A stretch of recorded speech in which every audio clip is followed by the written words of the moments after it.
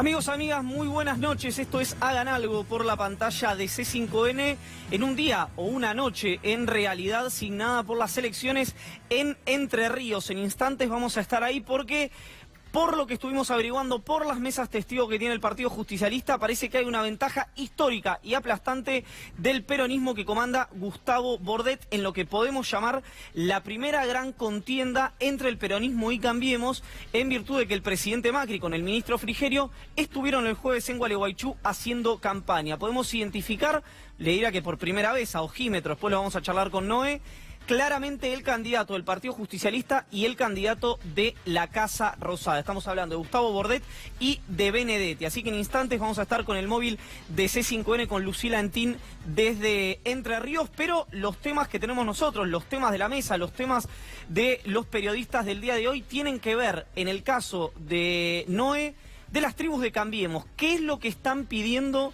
todas las tribus de Cambiemos a 70 días del cierre de listas? Ustedes saben o por ahí no, y a partir de eso va a ser revelador el informe de Noé, la división que hay dentro de la administración Cambiemos, si se incorporó o no se incorporó a Larreta y a Vidal a la mesa chica del presidente, cómo juega la Unión Cívica Radical, si toda la Unión Cívica Radical juega igual, qué está pidiendo y qué no el sector que está por ahí más fuera de las decisiones, que es el ala política que tiene PRO. De todo esto vamos a estar hablando con Noé y por supuesto el revoque fino, el detalle de las elecciones en Entre Ríos. Recuperamos, volvió con todo Gabriel Morini, con toda la información de cómo sigue la causa que tramita en Dolores a cargo del doctor Alejo Ramos Padilla. ¿Qué va a hacer la Cámara Federal de Mar del Plata? ¿Va a bancar o no va a bancar al juez de Dolores en la investigación y en la competencia? Y el jefe, o los jefes, o la organización que estaba detrás de Marcelo Sebastián D'Alessio, vamos a intentar desentrañar esto hoy con Gabriel Morini en su regreso a la pantalla de C5N de la mano de Hagan Algo. Y Julián Guarino, con dos ejes fundamentales para lo que va a ser la campaña de este año. La economía de campaña, la economía electoral de Macri, precios cuidados, dólar, inflación y por supuesto el tipo de cambio. ¿Qué va a hacer el gobierno? ¿Cuál es la estrategia para contener al dólar? Y algún desagregado, algún detalle. Tenemos un topo en la negociación del gobierno nacional con el Fondo Monetario Internacional de la mano de Julián Guarino, que viene spoileándoles, y discúlpeme el término centennial, todo lo que está ocurriendo con la economía a cargo de Hacienda y del Banco Central. Y Tai Hackman viene a hablar con nosotros a propósito de la estrategia de Cristina Fernández de Kirchner. ¿Qué va a hacer la expresidenta? ¿Es una señal de fortaleza o de debilidad de la exmandataria la situación que está sufriendo de persecución su hija Florencia? Recién Pino Solanas, en el programa de María Belén Aramburu, criticaba la actitud y el accionar de la justicia sobre la hija de Cristina Fernández de Kirchner y se le sumaba, además de voces del peronismo, a lo que dijo en su momento, por ejemplo, Ricardo Alfonsín. Y otro Ricardo, pero en este caso Piñanelli, el jefe de Esmata, que fue el anfitrión del lugar donde se gestó el paro del 30 de abril, va a estar hablando mano a mano aquí con nosotros. Tal vez el jefe del gremio industrial hoy más protagónico que tiene la República Argentina.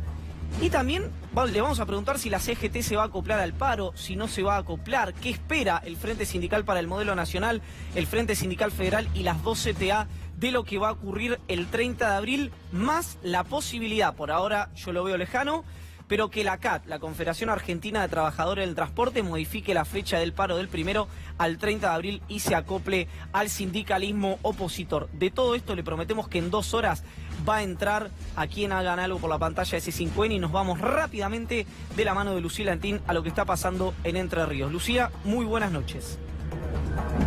¿Cómo te va? Muy buenas noches, Iván. Y bueno, movimientos de último momento aquí en el búnker de Bordet, porque de un minuto a otro vamos a ver los datos oficiales, datos cargados en las distintas pantallas que están en este búnker, porque claro, el centro de cómputo ya está trabajando, pasadas las 20 horas comenzaron a llegar de manera masiva los telegramas y empezaron a cargar toda la información.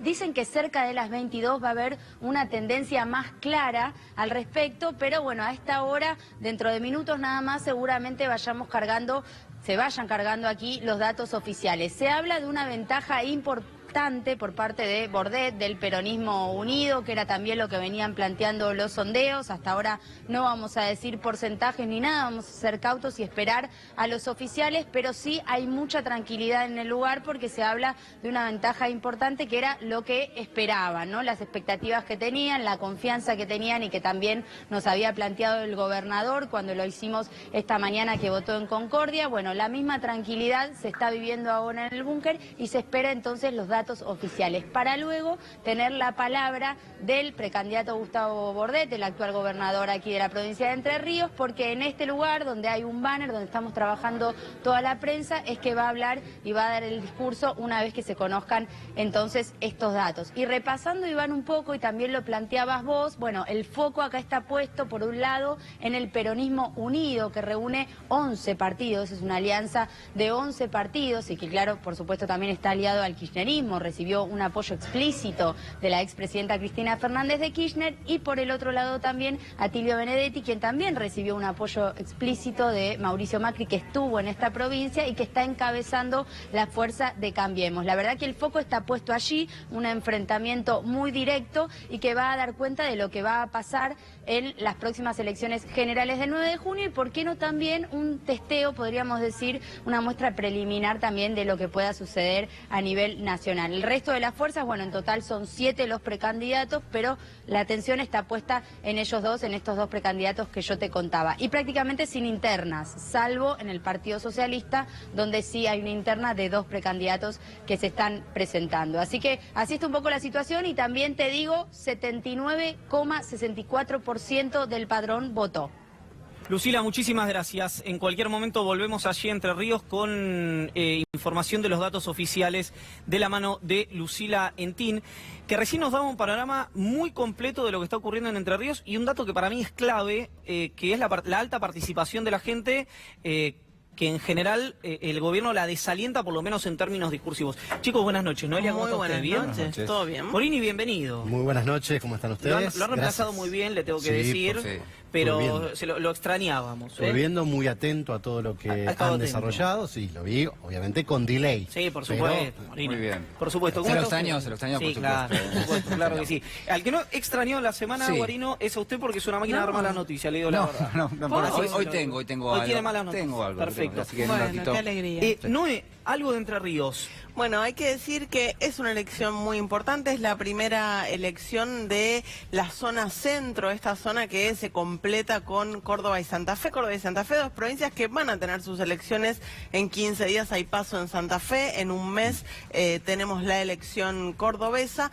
Pero al gobierno, ¿por qué le interesa tanto? Bueno, justamente porque en esta zona centro es a donde apuesta a construir el triunfo para la reelección de Mauricio Macri. 3,21 del padrón electoral nacional, una elección que tiene un poco más de peso de las últimas que venimos presenciando, con parece bastante diferencia en favor del candidato del peronismo, Bordet, después de un 2017 en el que su contrincante Benedetti había hecho una elección arrasadora en Entre Ríos, ganando incluso municipios que nunca habían no estado en manos del peronismo, así que esperamos los resultados. ¿Me dejás arriesgar a mí un número? Dale. En realidad voy a hacer un margen, viste, como dicen los economistas. Bueno, el PBI puede crecer 2 puntos o puede caer 6. Claro, ¿no? Que excelente. no es por atentar contra sus colegas, Guarino. No, me parece bien. De hecho, yo le he dicho, Guarino es la primera persona en el país. Bueno. Lo digo en el país de verdad, no le ponchen para que no se me ponga colorado, que me dijo el año pasado, a principios del año pasado, que la inflación iba a ser de 48 puntos. Lo dijo al aire, lo miramos como diciendo... ¿Qué está haciendo? Es Osama Bin Laden. Sí. Y no, estaba incendiando. Y la verdad que me dicen, las mesas testigos del Partido Justicialista le dan ventaja al peronismo de 20... Y Cambiemos dice que está 10 puntos abajo, pero que todavía falta. Eso es lo que me plantean a mí desde ambos hemisferios, desde ambas costas. O sea que vos apostás entre 10 y 20 de diferencia. Podría ser. Amplísima la apuesta. El doble, básicamente. Y un par de datos. Me dicen que está perdiendo en La Roque, Cambiemos, que está ganando el peronismo en La Roque, que es la ciudad de Atilio Benedetti, y también la de Chacho Jarolaski y Alfredo Chabrán, si sirve el dato. Para millennials. Y exactamente. Y algunas claves de si el peronismo efectivamente gana me daban como el paso al costado en pos de la unidad de Uribarri. Claro. Yo no sé si esto fue así o no, en instante lo vamos a estar hablando. Fue la ¿verdad? intervención de Cristina en febrero, y te agrego un solo datito: parece que hay paridad de esta pareja a la interna en Paraná, en la capital provincial, donde Sergio Barisco, intendente, busca su reelección en medio de un procesamiento por crímenes vinculados al narcotráfico. Tranqui viene la campaña en la República Argentina, que va a estar signada por la economía. Así que, de la mano de toda la producción de Hagan Algo, les preparamos un informe de economía de campaña.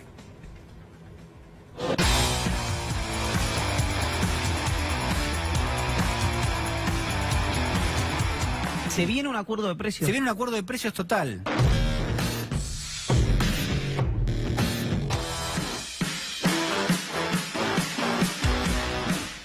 El tema de los precios, cualquier limitación a la libertad de los precios, que además es un tema central del neoliberalismo, no tocar absolutamente nunca nada de eso. Ya se propuso en el pasado varios gobiernos controles de precios, los controles de precios no funcionaron. Hay temas así que no se puede mencionar, la ley de abastecimiento, congelar los precios, son temas prohibidos.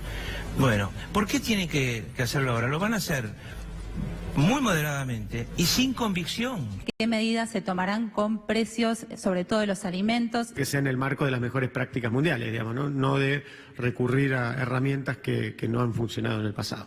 Cualquier medida de ese tipo se debe militar.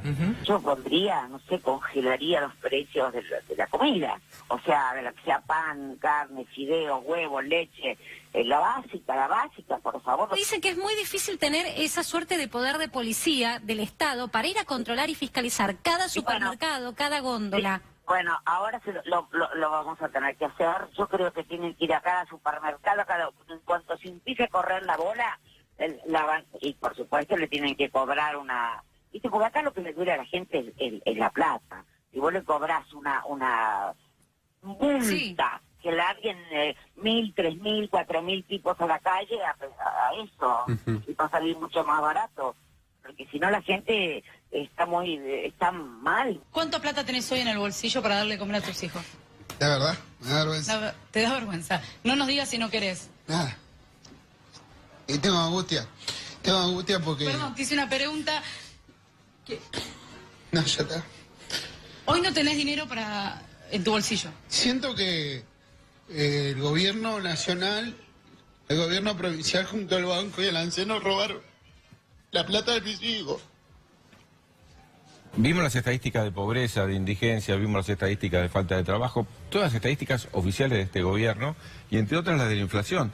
El gobierno ahora cambió, porque empezó con 70 años. Dejar atrás 70 años de frustraciones, 70 años de crisis recurrentes. Que arrastramos, insisto, hace más de 70 años. Es un fracaso que en 70 años no podamos resolver nuestro equilibrio fiscal. Ya Macri avanzó el otro día 80. Estamos repitiendo los mismos errores hace 80 años. Y hoy Peña habló de los últimos 100. En los últimos 100 años, 77 años la Argentina tuvo déficit fiscal. Dentro de poco va a ser Saavedra, Moreno, los de la Revolución de Mayo los culpables. 77 de 100 años. Todos los tipos de gobierno de la historia.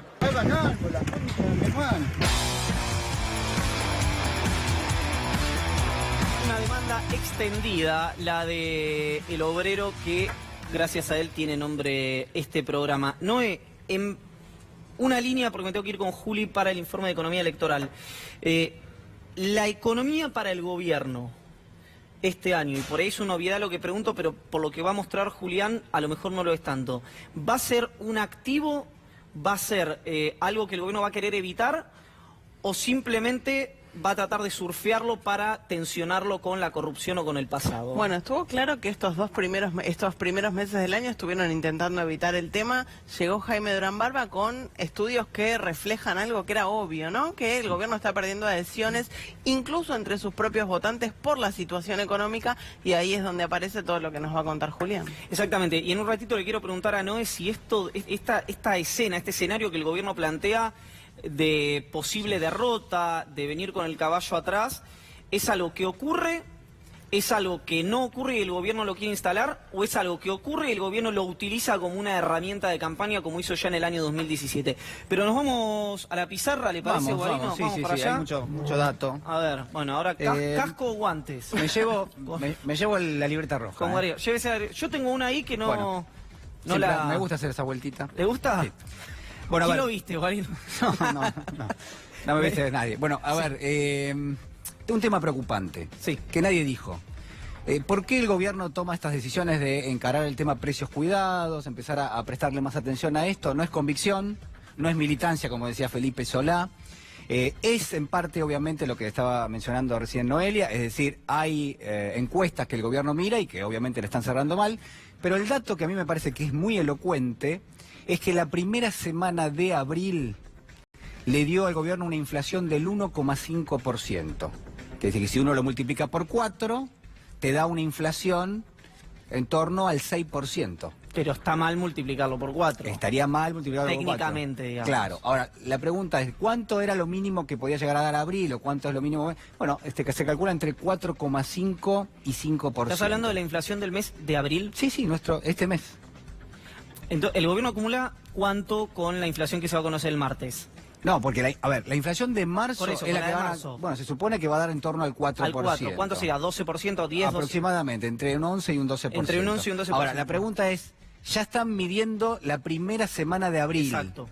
Y les dio tan mal que se encendieron las luces de alerta y que dijeron, bueno, vamos a ponerle un poquito de pila, si querés, a lo que es el control de precios. No porque se crea, pero sí por lo menos para tratar de atajar lo que van a ser obviamente las lecturas negativas cuando se termine dando el número de abril. Ahora, Juli, yo hay algo que no termino de entender y que ya me parece que no estoy seguro que no es parte de la estrategia. ¿Por qué el gobierno filtra la idea de los precios cuidados o del acuerdo de precios? El presidente lo niega.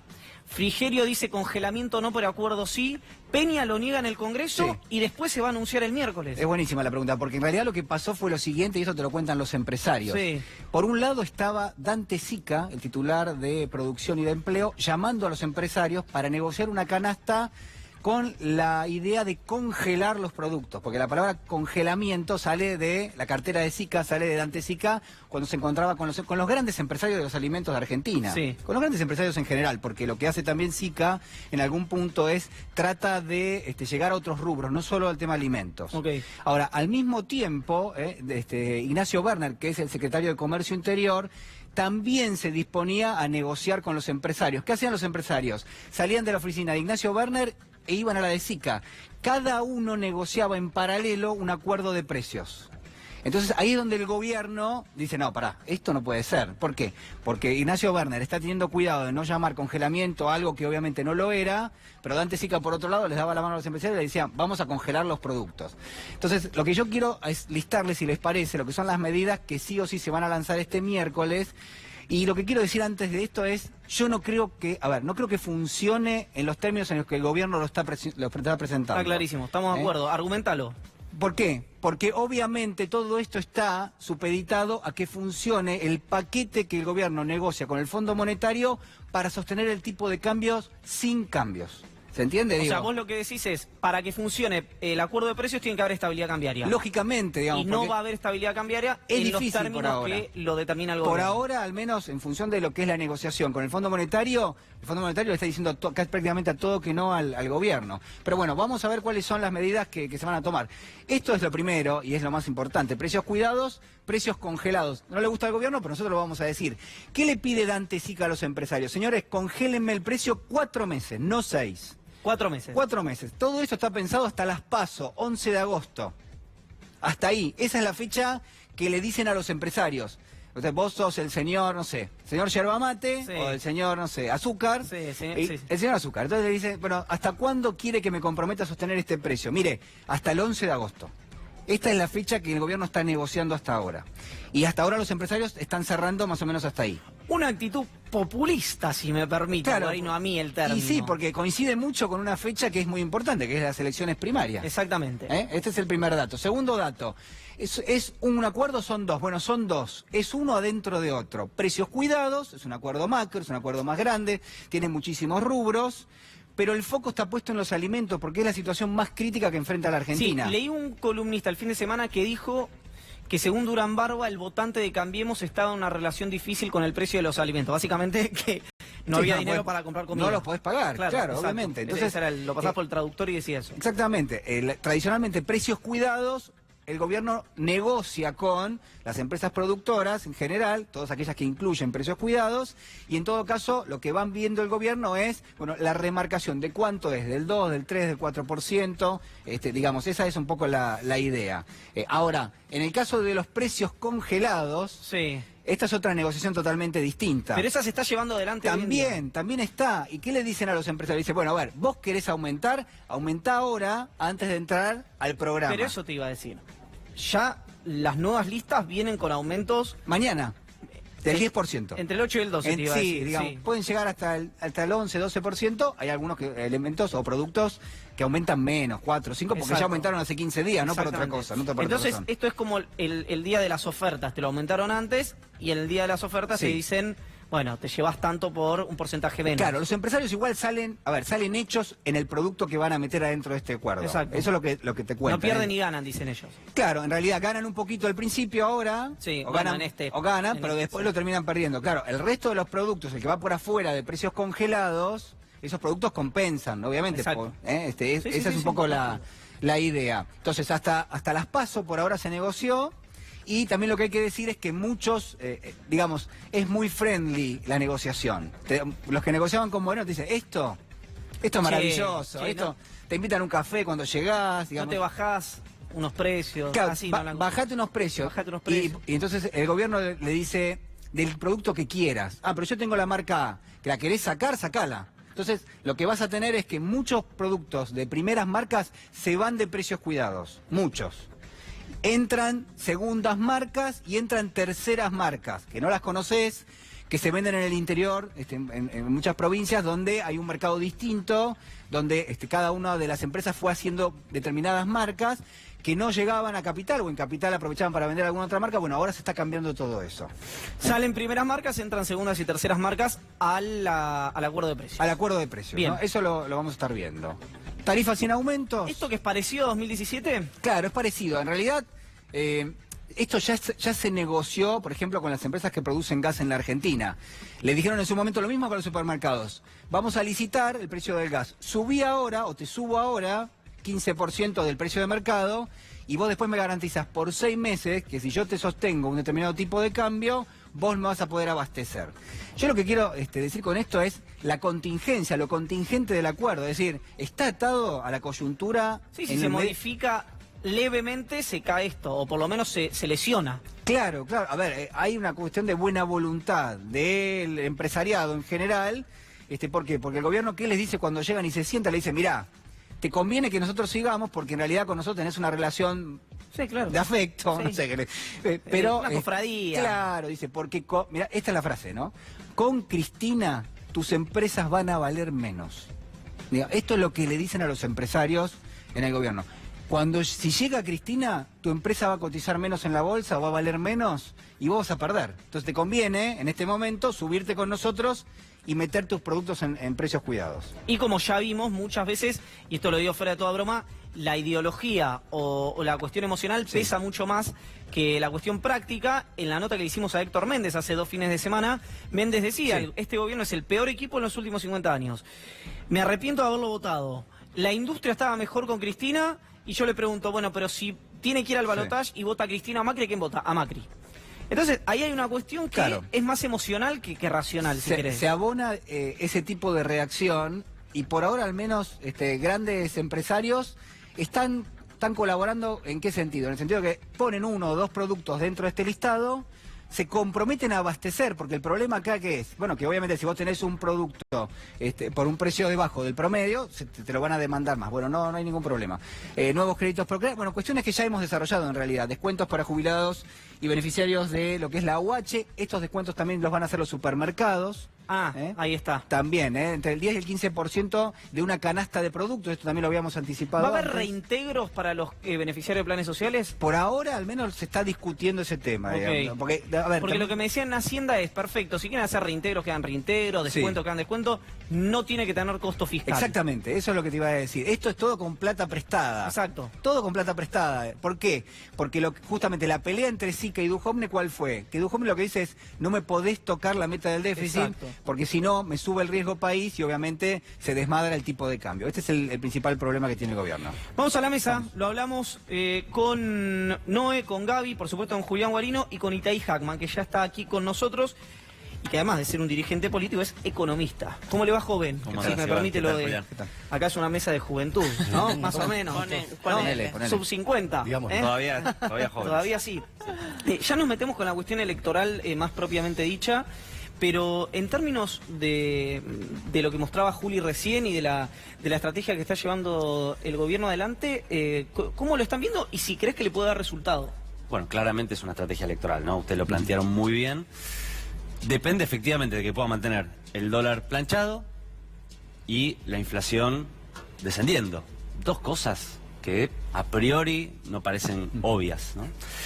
Y en todo caso, aunque le saliera bien, la aspiración no es a una reactivación de la economía, no es a que la gente recupere el salario que perdió en estos 3 años, es simplemente a que esté un poquitito mejor, o por lo menos que no siga empeorando. Esa era, digamos, lo máximo que podría lograr el gobierno con todo esto, si le sale el mejor de los escenarios posibles, es simplemente que no siga empeorando la situación. Está bien ese punto y se los pregunto a los dos. No es recuperar poder de compra esto, es no seguir perdiendo, es detener la caída, ¿verdad? Sí, Exactamente. es casi monitorear, uno podría decir. ¿Por qué? Bueno, porque el gran riesgo que le estaban marcando al gobierno es que se empieza a espiralizar la inflación, sobre todo en un rubro tan sensible como alimento. Entonces, ¿vos qué creás? Creás una especie de monitor donde empezás a mirar en detalle, porque ¿cuál va a ser la diferencia ahora? Que le van a tomar el margen de ganancia a los supermercados también. Es decir, esto es a la vieja usanza, lo que se llama la matriz de insumo-producto, digamos, que es, bueno, te voy a medir no solo a cuánto sale el producto de la fábrica, sino además cuánto le va a cargar el supermercado a ese producto que hemos negociado. ¿Crees que le puede dar resultado esto al gobierno? Yo creo que no. Mira, este gobierno tiene una particularidad, incluso comparado con otros experimentos neoliberales. Yo me acuerdo en los 90, por ejemplo, yo tenía amigos, familiares, gente conocida, que a pesar de que crecía la pobreza, la desocupación, mejoraba sus condiciones de vida, ¿no? Y de alguna manera se planteaba ese pacto medio perverso de, bueno, sí hay gente que está muriendo de hambre, pero bueno, yo me voy a Disney, ¿no? Puedo comprar en cuotas, y yo estoy mejor y pienso en mí. Yo no conozco hoy una persona, no tengo un pariente, un amigo, un vecino que pueda decir que está mejor. Es decir, el macrismo le empeoró la vida no al 50% de la población, al 97% de la población. ¿Sabés qué es interesante eso? Una vez, para mí, cuando uno revisita el gobierno de Menem, hay muchísimas cosas que uno personalmente lo puede revisitar en términos positivos. Cuando uno lo ve en términos personales, yo por lo menos, una vez escribí en Twitter y pregunté, porque veía reivindicaciones económicas al gobierno de Menem, y le digo, che, ¿de verdad ustedes la pasaron bien? Pues la verdad nosotros nos cagamos de hambre en los 90, discúlpenme el lenguaje. Y mucha gente me decía, sí, comprábamos, viajábamos, etcétera, etcétera. Hoy eso no lo ves. No pasa, prácticamente nadie vive mejor. Y por lo tanto ese pacto perverso que el macrismo podría proponerle a un sector de la sociedad, que decir, bueno, sí, aunque haya gente que la esté pasando muy mal, que esté pasando hambre, como veíamos recién en el video, si vos estás mejor votando, no lo puede plantear. Por eso el macrismo es un fracaso, incluso en sus propios términos, no en comparación con lo que uno hubiera hecho. Es decir, que el macrismo no protegió la industria nacional, o que despidió empleados públicos, bueno, son cosas que la verdad que el macrismo no prometió en campaña.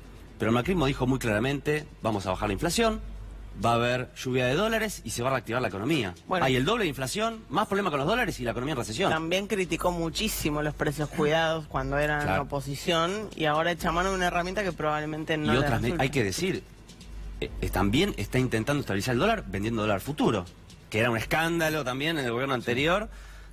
Judicializada incluso, y hoy el gobierno está vendiendo dólar futuro, ¿no? En el mercado de futuros, con lo cual, efectivamente, pero yo honestamente creo que realmente es una experiencia que está terminada, creo que es muy difícil que el macrismo pueda reelegir, y obviamente lo que sí necesitamos es pensar cómo se sale de esta situación, ¿no? Y la señal que dio esta semana Christine Lagarde, que cada vez miramos más a Lagarde, cada vez queda más claro que Washington es hoy una sede del Palacio. Es muy impresionante. Es muy impresionante la naturalización de esto. No, y incluso el fin de semana, el viernes, el jueves viernes, la cantidad de funcionarios que había en Washington era increíble. Eran 11, 12 funcionarios, ministro de... A pesar de que Marcos Peña les había pedido que no viajen todos, porque en medio de la crisis quedaba mal medio gabinete que aparezca en Washington, estaban... Pero estaba salud, educación, justicia, toda la cartera económica del presidente vice del Banco Central, Duhovne, la verdad. También pensá que si el gobierno pierde es el último gran viaje, ¿no? Sí, no, bueno, es buena pero un poco lo que yo decía era esto. Lagarde mandándole un mensaje a los dirigentes o a los potenciales candidatos diciéndoles, bueno, sería una tontería no seguir con esto. Digo, ¿cuál es la lectura que se hace de eso? Lo dijo Iván al pasar, ¿no? Cómo se ha naturalizado, hemos naturalizado que un gobierno, que un ministro de Economía tenga que ir a Washington a pedir permiso para tomar una medida económica, digamos, ¿no? Yo veía hoy los diarios, ¿no? Sí. Los principales diarios, relatándolo como si fuera algo obvio, digamos. Y yo digo, pará, ¿cómo? Somos un país que tenemos que ir a Washington a pedir permiso para tomar una medida, no, que va a cambiar drásticamente la economía argentina. Apenas algunos parches, ¿no? Algunos alicientes. Entonces realmente es una cosa, a mí me sorprende esa naturalización que hay.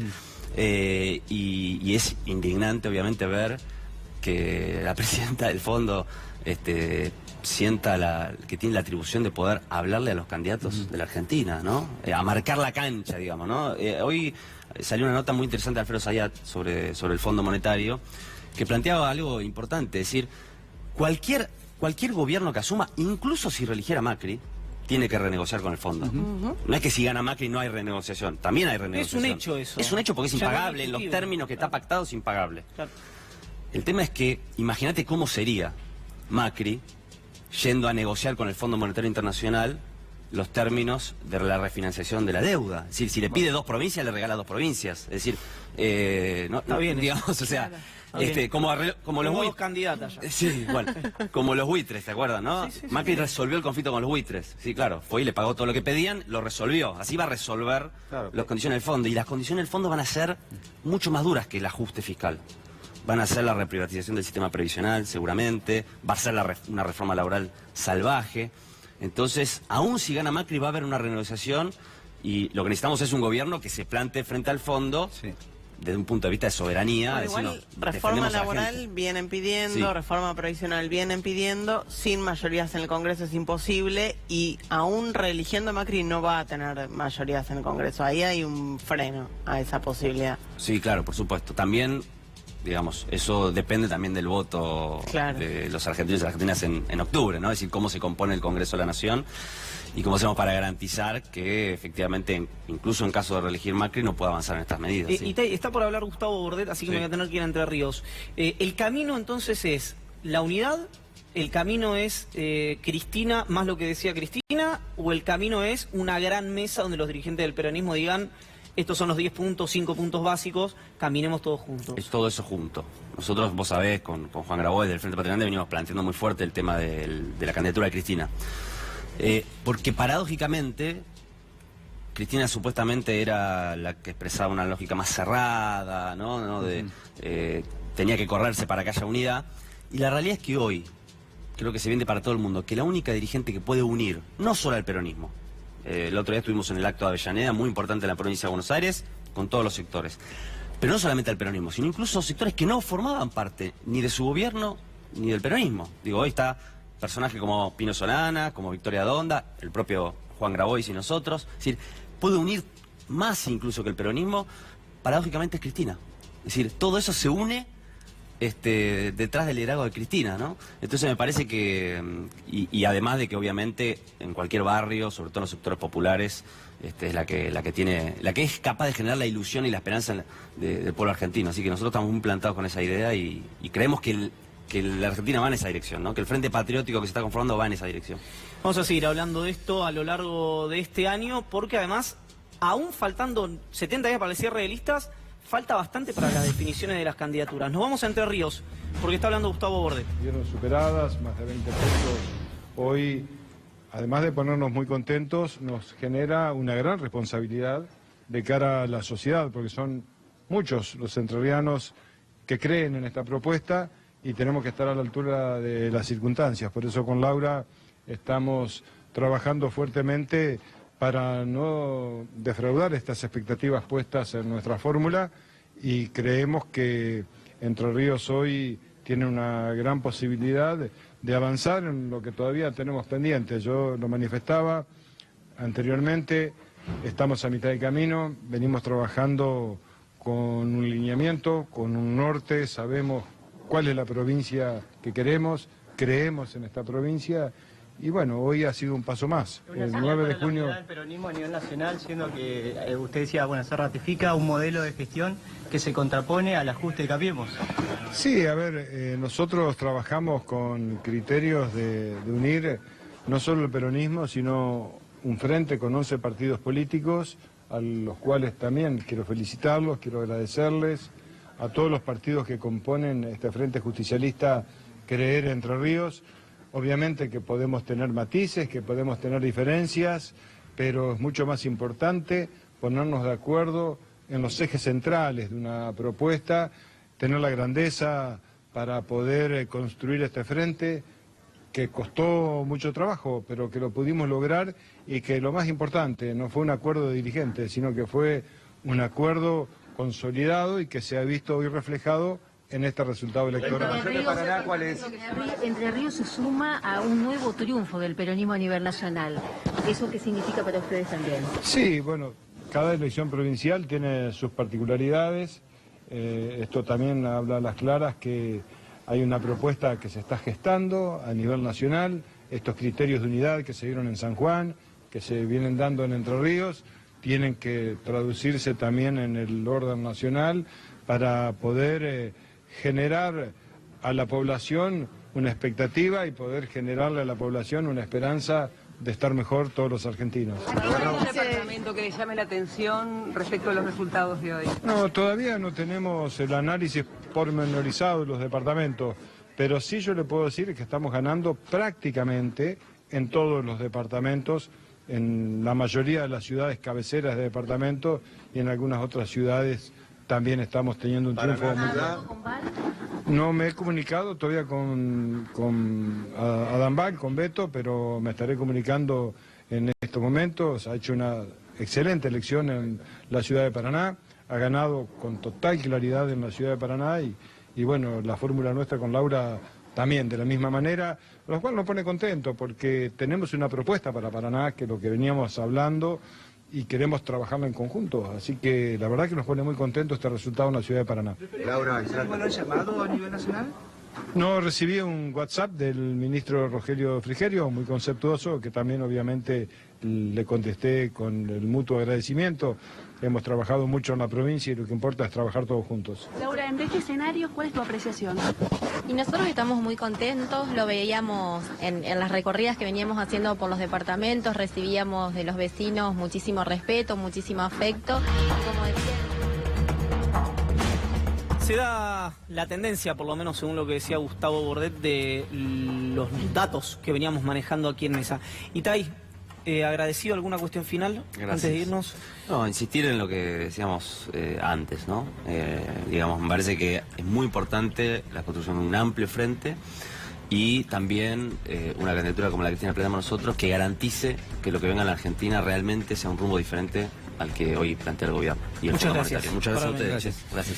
No es una consideración final sobre... final no, en realidad, pues nos falta todavía 1:20. Está en desarrollo, pero evidentemente le rindió al peronismo ir unido en la provincia de Entre Ríos. En la elección 2015, en la que también había ganado Gustavo Bordet, habían ido separados el Frente Una por un lado, el Frente Justicialista por el otro, y esos 15 puntos que se había llevado el Frente Una ahora parecen, según las primeras tendencias, estar integrando el resultado que está sacando Bordet, un resultado que tiene que ver con este frente integrado por 11 espacios políticos diferentes, todos detrás de la candidatura del gobernador. Dijo, hicimos una excelente elección en Paraná. Estoy con el teléfono, perdón, porque estamos recibiendo algún datito en el mientras tanto. Paraná, ¿sí? Recordemos, hoy en manos de Cambiemos, del intendente Barisco de la USAR. Exactamente. Lo tengo agazapado ahí a Morini, que se ríe, un terror, un miedo hay acá. Está, en serio, no está callado, está agazapado, esa es la palabra de Gabriel Morini. Vamos al informe de la semana judicial y después toda la información de la mano de Gabriel Morini.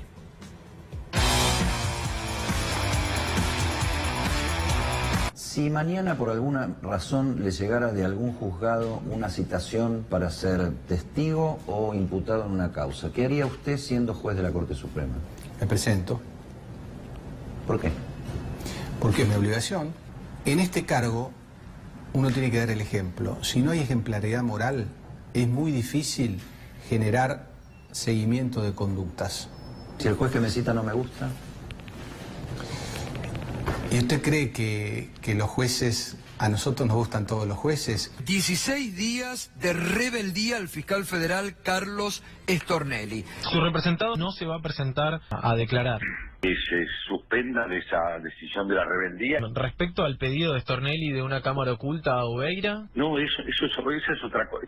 ¿Y dónde pasó eso? Pero perdón, hay chat donde Stornelli le dice a D'Alessio, apurá la cámara oculta de... No, esto no es así. ¿Son falsos esos chats? Pero hay una falsedad de chat terrible que ya se van a demostrar. Ah, está bien, eso pregunto, ¿están falsificados esos chats? Es que no, están en tema de investigación. Pero hay una falsedad de chat terrible. ¿Están falsificados esos chats? No, están en tema de investigación. Stornelli está declarado en rebeldía y que además se le vence el lunes la fecha para presentar un descargo ante el procurador Eduardo Casal. Hasta ahora no presentó absolutamente nada. Giselle Robles, la ex abogada de Leonardo Fariña. ¿Cómo se armó la causa de la ruta del dinero K? Germán Garabano, 27 de junio. Buenas tardes, ministro. Estoy en este momento con Fariña y nos gustaría poder tener la reunión con usted a la brevedad. Muchas gracias, doctora Robles. Ok, cuando ustedes consideren, dice el ministro, Sarmiento 329, piso 5. ¿Qué es Sarmiento 329, piso 5, doctora? El Ministerio de Justicia. Las oficinas del doctor, de Garabano. Usted se reunió con Fariña y Garabano en el Ministerio de Justicia de la Nación. Sí, en el despacho del doctor Garabano. Del ministro, sí. Ministro Germán Garabano, una sola consultita con respecto al caso Fariña. La abogada en su momento Robles dijo de que usted se reunió. ¿Por qué? ¿Por qué es poco serio? Poco serio. ¿Va a aportar algún tipo de información con respecto a lo que... Poco serio. ¿Por qué es poco serio, ministro? Muy poco serio, porque no es cierto. La necesidad de libertad de Fariña lo llevó a acordar con distintos organismos del Estado para poder efectivamente tener su libertad. A Fariña le abrieron una cuenta que era el turista@protonmail.com y le cargaban ahí lo que tenía que decir. O sea, él tenía una cuestión donde se le pautaba su declaración, se le guionaba. Estos mails le llegaban a Leonardo Fariña, fíjense la fecha, estaba detenido todavía. Se le adelantaba al contratista un pago inmediato de entre el 10 y 20% del valor del contrato. Ese monto era lo que se debía abonarse en concepto de retorno, es decir, de coima por la adjudicación de la obra. El 20% de la obra se adelanta contra la adjudicación. ¿Te la adjudicaban? Claro, esa era la coima. El 20% de la obra se adelanta contra la adjudicación. ¿Te la adjudicaban? Claro, esa era la coima.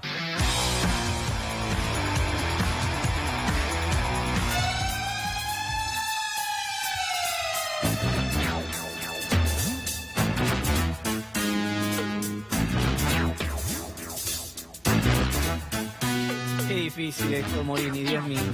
¿Qué pasó?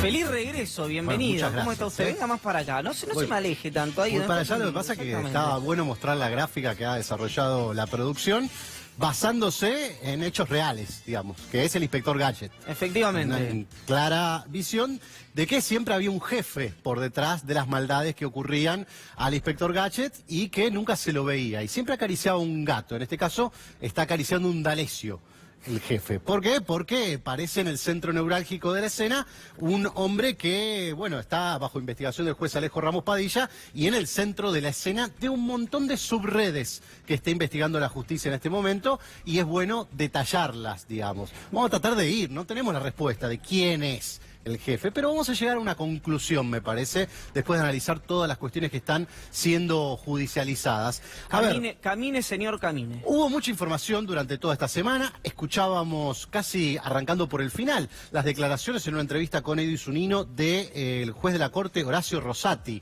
Bueno, cayeron como metralla sobre la figura de Carlos Stornelli y su ya cada vez más solitaria rebeldía a presentarse a la indagatoria de Alejo Ramos Padilla. Haceme un alto ahí. Hace más o menos 20 días, a ojímetro, que Stornelli está declarado en rebeldía. Sí. ¿No va a declarar? No. Digamos, te lo pregunto. Está bien que él tiene esta suerte de, no sé si son fuero de fiscal, vos lo sabrás explicar. Pero, no sé, me parece como que no es un buen mensaje, ya lo digo de veras como ciudadano, ni siquiera como periodista, a la sociedad, que hasta parece haber quedado fuera de agenda, que la persona que tiene que ir a declarar es Carlos Stornelli y no está yendo a declarar. Bueno, ese es uno de los puntos, desde la institucionalidad, podríamos decir, es un bochorno. Desde el punto de vista político, uno entiende que acá vienen jugándose un montón de otras cosas, causa Cuadernos, la figura de Stornelli casi como un articulador central de lo que ha sido el desarrollo de Cuadernos y muchas otras cuestiones más. Pero tengamos por consideración lo que dijo Rosati, pues no lo dijo sobre Stornelli, lo dijo sobre su persona. Es decir, si él le pasara que lo llamaran a declarar, bueno, iría a declarar. Este es un punto clave. ¿Por qué? Porque Stornelli tiene un deadline. ¿Cuál es el deadline? La ratificación o no de Alejo Ramos Padilla como el juez de la causa por parte de la Cámara Federal de Mar del Plata. Párate ahí un segundo. Tiene que dictaminar... Tiene que expedirse el fiscal de Cámara. Exacto. Y después la Cámara Federal tiene que definir si avala o no la continuidad de Alejo Ramos Padilla. Es competencia territorial. A ver, sí, es competencia territorial, pero se tienen en cuenta un montón de otras cuestiones. ¿Por qué? Porque si nos atenemos a donde se circunscriben los determinados hechos delictivos, estamos ante la escena de que no, bueno, ocurrieron, quizás en distintos puntos del país no le corresponde a Dolores intervenir. Ok, pero ocurrieron ¿dónde? En Necochea, en donde en La Pampa, en donde en Capital. Bueno, entonces, ¿por qué sería Comodoro Pi la destinataria de esta causa? Segundo punto, ¿quién la reclamaría? Porque ya vimos cómo Julián Ercolini revolvió para arriba la causa y dijo, no, esto que yo tengo en realidad lo tiene que investigar Claudio Bonadío, que tiene la denuncia de Elisa Carrió por la operación de presos K. O sea, todo venía a ser lo mismo. Pero minuto, porque la red de espionaje no tiene que ver con las presos K. Con lo cual ya se desdibuja un poquito lo que es la cuestión que había planteado en un principio, la competencia traída por Comodoro Pi. El tercer punto es... ¿quién previno? Es decir, ¿quién tomó primero conocimiento de toda esta red delictiva? Y acá Ramos Padilla fue muy, pero muy prolijo a lo largo de toda esta cuestión. Incluso lo fue el fiscal Juan Pablo Curi, que avaló cada uno de los pasos de Ramos Padilla desde el inicio de la denuncia de Pedro Chévez hasta que pasaron cosas. ¿Qué pasó ahí?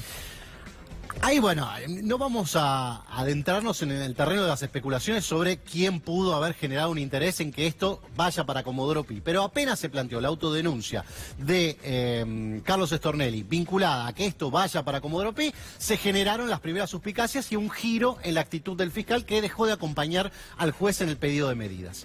Pero vamos a avanzar, porque la Cámara Federal, podríamos decirlo a partir de ahora, va a avalar a Alejo Ramos Padilla. Pará, frenate ahí.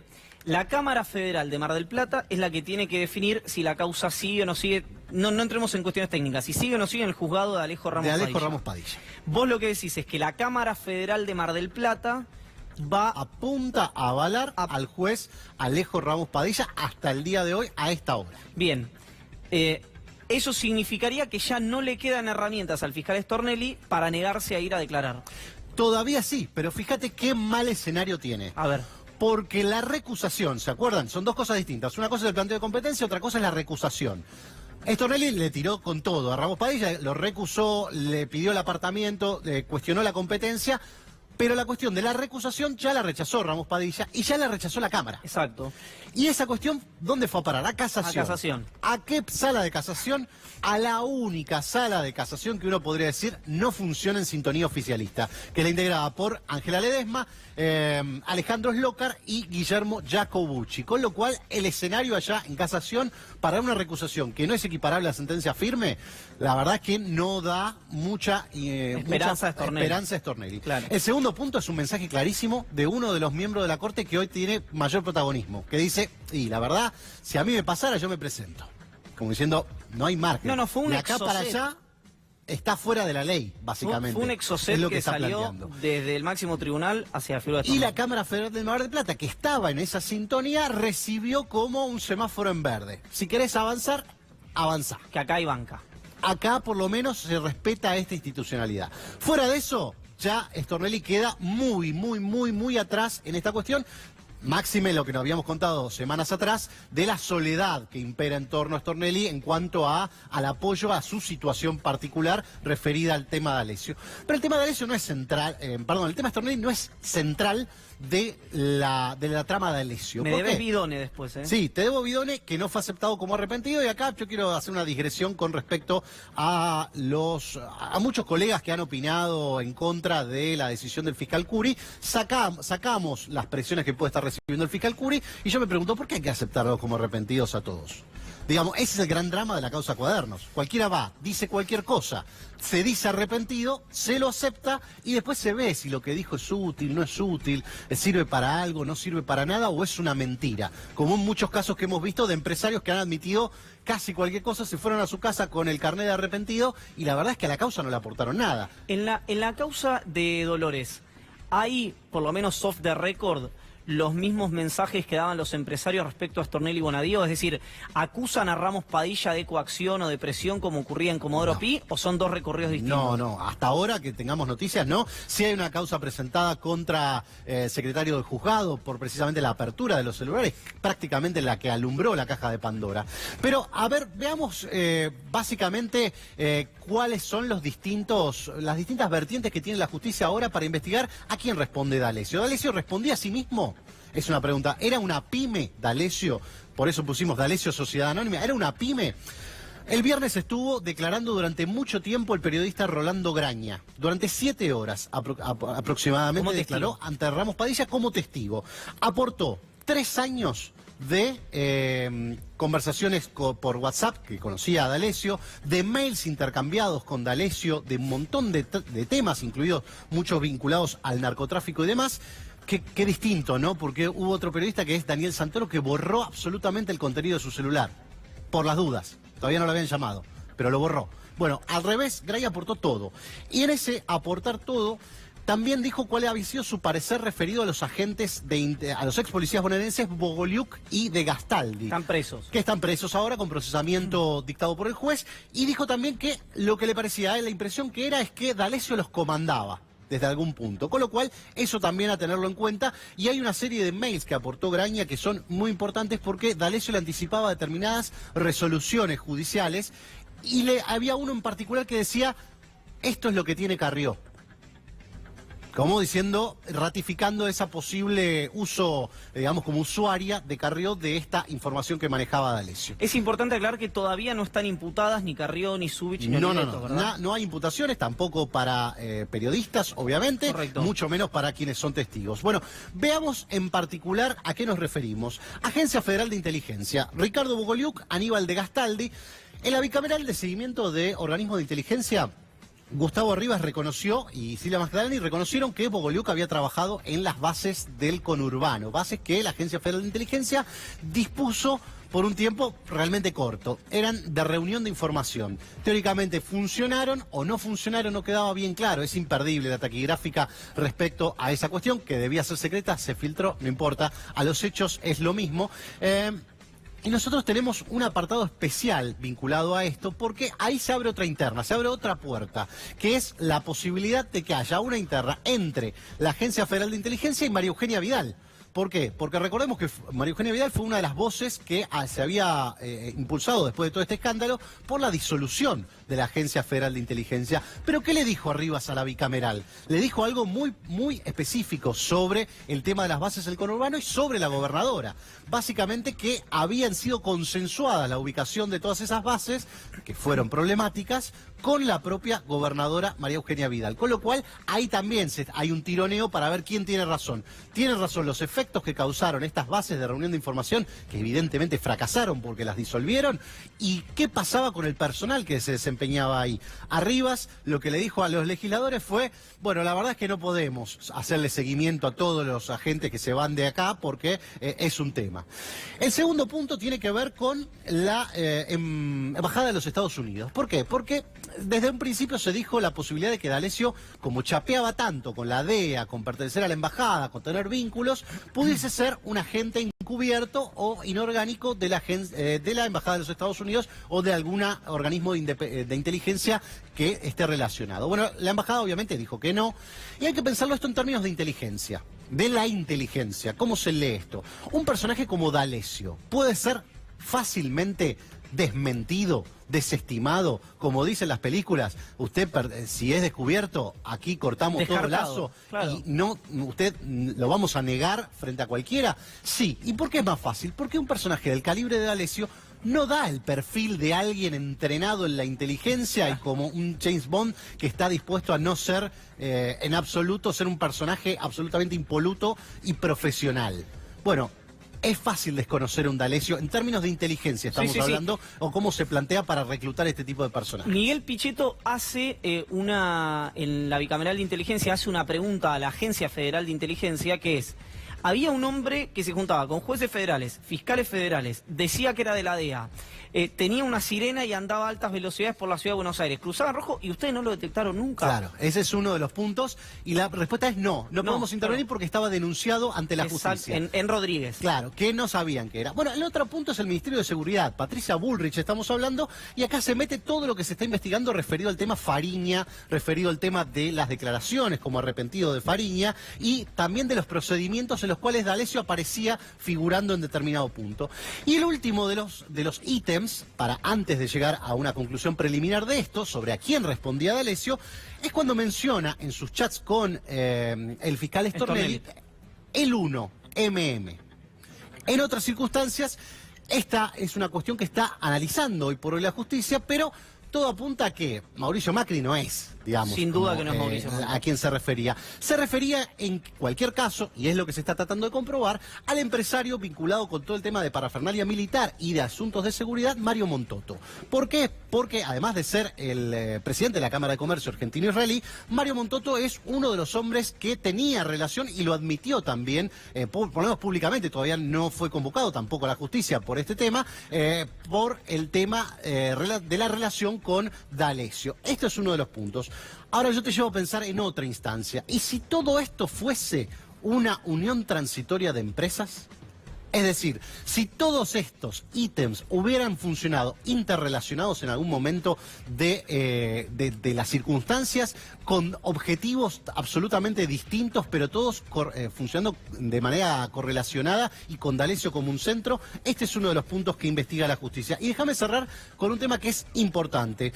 Héctor Rodolfo Francisetti es un amigo y además empleado de electroingeniería.